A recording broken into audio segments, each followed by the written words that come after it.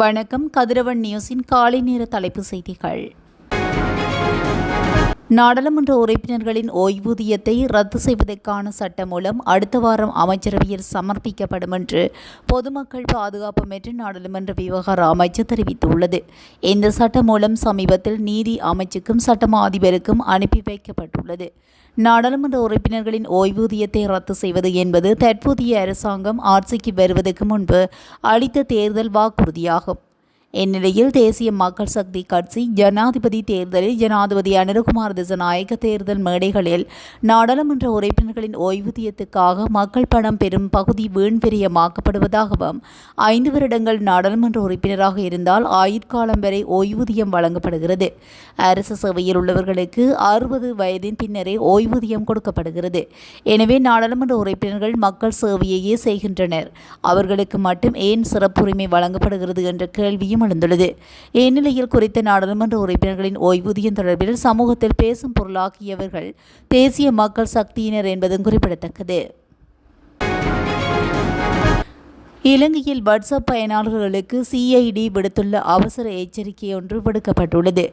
பொதுமக்கள் இலக்காக கொண்டு மேற்கொள்ளப்பட்டு வரும் வாட்ஸ்அப் மோசடிகள் குறித்து அவசர எச்சரிக்கை விடுக்கப்பட்டுள்ளது. குற்றப்புலனாய்வு திணைக்களம் இந்த எச்சரிக்கையை வெளியிட்டுள்ளது. புதிய வகை தொலைபேசி அழைப்புகள் மற்றும் தவறான செய்திகளின் மூலம் OTP எண்களை பெற முயலும் மோசடி குழுக்கள் சமூக வலைதளங்களில் செயல்பட்டு வருவதாக குற்றப்புலனாய்வு பிரிவு தெரிவித்துள்ளது. அனுமதியில்லாத வாட்ஸ்அப் அமைப்புகள், நம்பிக்கை ஏற்படுத்தும் போலியான மெசேஜ்கள் இவை மூலமாக பயனாளர்களிடம் OTP எண்கள் கேட்டு பெறப்படுவதாக எச்சரிக்கை விடுக்கப்பட்டுள்ளது. OTP எண் வழங்கப்பட்டவுடன் குற்றவாளிகள் அந்த நபரின் வாட்ஸ்அப் கணக்கை முழுமையாக கட்டுப்படுத்தி கொண்டு அவருடைய பெயரில் பண மோசடிக்கான செய்திகளை அவரது தொடர்புகளுக்கு அனுப்புவதாகவும் தெரிவிக்கப்பட்டுள்ளது. பொதுமக்கள் எச்சரிக்கையாக இருக்க வேண்டியது அவசியம் என குற்றப்புலனாய்வு பிரிவினர் எச்சரிக்கை விடுத்துள்ளனர். OTP எண்கள், கணக்கு உறுதிப்படுத்தல் குறியீடுகள் போன்றவற்றை யாரிடமும் பகிர வேண்டாம் என்றும் எந்த சந்தர்ப்பத்திலும் இணையதள கணக்குகளுக்கான OTP குறியீடுகளை மற்றவர்களுக்கு வழங்காதீர்கள். சந்தேகத்துக்கிடமான அழைப்புகள், மெசேஜ்கள் வந்தால் உடனே நிராகரிக்கவும், அதிகாரப்பூர்வமில்லாத தொடர்புகளை தவிர்க்கவும் என அறிவுறுத்தப்பட்டுள்ளது. இத்தகைய நிதி மோசடிகள் தொடர்ந்தும் அதிகரித்து வரும் நிலையில் பாதுகாப்புடன் செயல்பட்டு விழிப்புடன் இருக்க பொதுமக்கள் அனைவருக்கும் காவல்துறையினர் கோரிக்கை விடுத்துள்ளனர். கொரோனாக்களில் வெற்றிலையை மென்று துப்பிய நபர்கள் மீது பொது சுகாதார பரிசோதகர்கள் நடவடிக்கை எடுத்துள்ளனர். அதன்படி கடந்த வாரம் கொரோனாக்கள் பேருந்து நிலையத்தில் 7 பேரை அவர்கள் கைது செய்துள்ளனர். கைது செய்யப்பட்ட நபர்கள் வெள்ளிக்கிழமை 1 ஆகஸ்ட் 2025 அன்று நீதிமன்றத்தில் முற்படுத்தப்படுவார்கள். பொது இடத்தில் மக்களை அசௌகரியப்படுத்தும் வகையில் வெற்றிலையை மென்று துப்புதல் மற்றும் புகைப்பிடித்தல் என்பது குற்றமாகும் எனவும் தெரிவிக்கப்படுகிறது. யாழ் போதனா வைத்தியசாலை தற்போது சகல பிரிவுகளையும் கொண்டு இயக்குகின்றது. இருப்பினும் வைத்தியசாலையின் மேலும் கட்ட வசதிகளும் உபகரண மற்றும் ஆளணி வசதிகளும் அதிகரிப்பதற்கான நடவடிக்கைகளும் மேற்கொள்ளப்பட்டு வருகின்றது என யாழ்ப்பாண போதனா வைத்தியசாலையின் பணிப்பாளர் தங்கமுத்து சத்தியமூர்த்தி தெரிவித்துள்ளார். அண்மையில் யாழ் போதனா வைத்தியசாலையில் மருத்துவ விடுதிகளுக்காக 2 கட்டிடங்களும் சில உபகரணங்களும் ஐக்கிய ராஜ்யத்திலிருந்து வருகின்றிருந்த அன்பரினால் வைப்பு ரீதியாக கையளிக்கப்பட்டுள்ளது.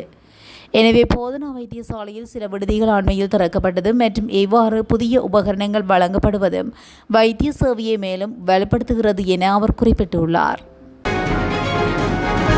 இலங்கை மக்களுக்கு டிஜிட்டல் அடையாள அட்டைகளை வழங்கும் திட்டத்தை செயல்படுத்துவதற்காக இந்தியாவுடன் இலங்கை அரசு கையெழுத்திட்ட புரிந்துணர்வு ஒப்பந்தத்தை செல்லாததாக்க உத்தரவிடக் கோரி உயர்நீதிமன்றத்தில் அடிப்படை உரிமைகள் மனு தாக்கல் செய்யப்பட்டுள்ளது. சமூக ஆர்வலர் அமானி ரிசாத் ஹமீத் இந்த மனுவை தாக்கல் செய்துள்ளார். இந்த மனுவில் ஜனாதிபதி பிரதமர் ஹரணி அமரசூரிய, டிஜிட்டல் பொருளாதார அமைச்சர் மற்றும் 27 பேர் பிரதிவாதிகளாக குறிப்பிட்டுள்ளனர். ஜனவரி 27 மற்றும் ஜூன் மாதம் 2ஆம் தேதிகளில் இது தொடர்பாக 2 அமைச்சரவை முடிவுகள் எடுக்கப்பட்டதாகவும் இந்த அமைச்சரவை முடிவுகள் பொதுமக்களுக்கோ அல்லது நாடாளுமன்றத்துக்கோ தெரிவிக்காமல் எடுக்கப்பட்டதாகவும் மனுவில் குறிப்பிடப்பட்டுள்ளது. இந்த புரிந்துணர்வு ஒப்பந்தம் மூலம் இலங்கை குடிமக்களின் பயோமெட்ரிக் தரவு உள்ளிட்ட தகவல்கள் இந்தியாவுக்கு மாற்றப்படும் என்றும் இது இந்தியா இலங்கையின் உள் விவகாரங்களில் தலையிட அனுமதிக்கும் என்றும் மனுவில் கூறப்பட்டுள்ளது. அத்தோடு இது அரசியலமைப்பால் உத்தரவாதம் அளிக்கப்பட்ட அடிப்படை மனித உரிமைகளை மீறுவதாகும் என்றும் மனுவில் மேலும் கூறப்பட்டுள்ளது.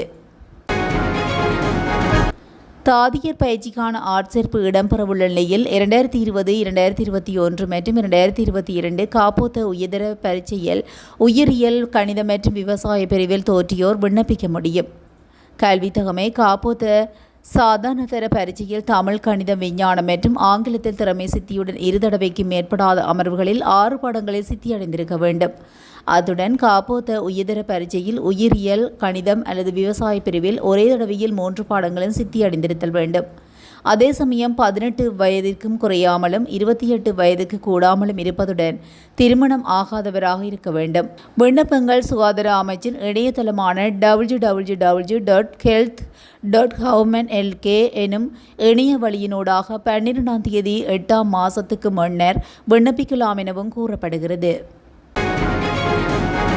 ஆசனப்பட்டி சட்டத்தை எதிர்காலத்தில் கடுமையாக அமல்படுத்துவதற்கு நடவடிக்கை எடுக்கப்படும் என போக்குவரத்து, நெடுஞ்சாலைகள், துறைமுகங்கள் மற்றும் சிவில் விமான போக்குவரத்து அமைச்சர் பிமல் ரத்நாயக்க தெரிவித்துள்ளார்.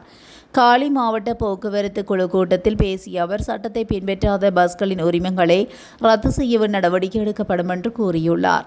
ஆண்டுதோறும் 2350 பேர் விபத்துகளில் உயிரிழப்பதாகவும் 6000 பேர் படுகாயமடைவதாகவும் தெரிவித்த அமைச்சர் 2025 மற்றும் 2026ஆம் ஆண்டுக்கான வீதி பாதுகாப்பு திட்டத்தை அறிமுகப்படுத்தியுள்ளதாக குறிப்பிட்டார். 2011ஆம் ஆண்டு முதல் அமுலில் உள்ள ஆசனப்பட்டி சட்டம் பெரும்பாலும் புறக்கணிக்கப்படுவதாகவும் பஸ்களில் ஆசனப்பட்டி இருந்தும் பயணிகள் அதனை பயன்படுத்துவதில்லை எனவும் அவர் சுட்டிக்காட்டினார்.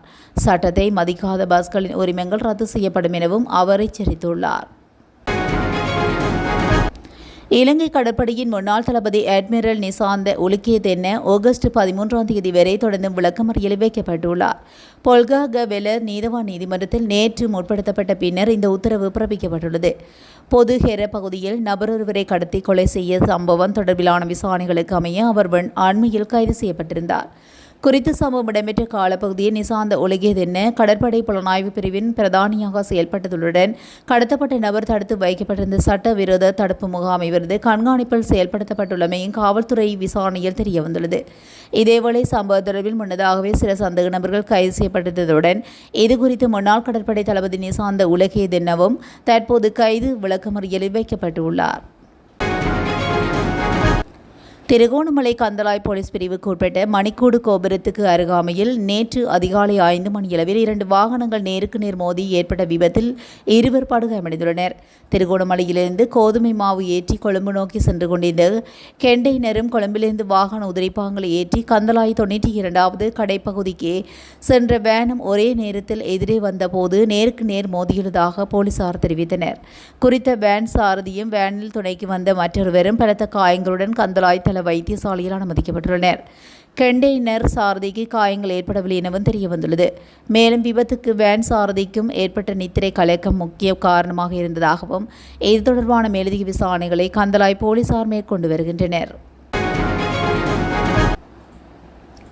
செயற்கை நுண்ணறிவின் வளர்ச்சியானது பாரிய அளவில் ஆபத்தை ஏற்படுத்தும் என செயற்கை நுண்ணறிவின் தந்தை என அழைக்கப்படும் ஜெப்ரி சென்டன் எச்சரித்துள்ளார். பாட்காஸ்ட் நிகழ்ச்சியில் பங்கேற்ற போது அவர் இதனை தெரிவித்ததாக சர்வதேச ஊடகங்கள் செய்தி வெளியிட்டுள்ளன. ஏஐ தொழில்நுட்பத்தால் ஏற்படவிருக்கும் மிகப்பெரிய ஆபத்துக்களை மென்பொருள் நிறுவனங்கள் கவனத்தில் எடுத்துக்கொள்ளாமல் இருப்பதாக அவர் தெரிவித்துள்ளார். மேலும் ஏஐயினால் ஏற்படவிருக்கும் ஆபத்து குறித்து அவர்கள் நன்கு அறிந்திருந்த போதிலும் அவற்றை வெளியுலகிற்கு அறியப்படுத்தாதது மறைத்து வருவதாகவும் அவர் மேலும் குற்றம் சாட்டியுள்ளார். இத்துடன் இலங்கையின் காலை நேர தலைப்பு செய்திகள் நிறைவடைகின்றன. தொடர்ந்தும் செய்திகளோடு இணைந்திருக்க கதிரவன் நியூஸுடன் இணைந்திருங்கள். நன்றி, வணக்கம்.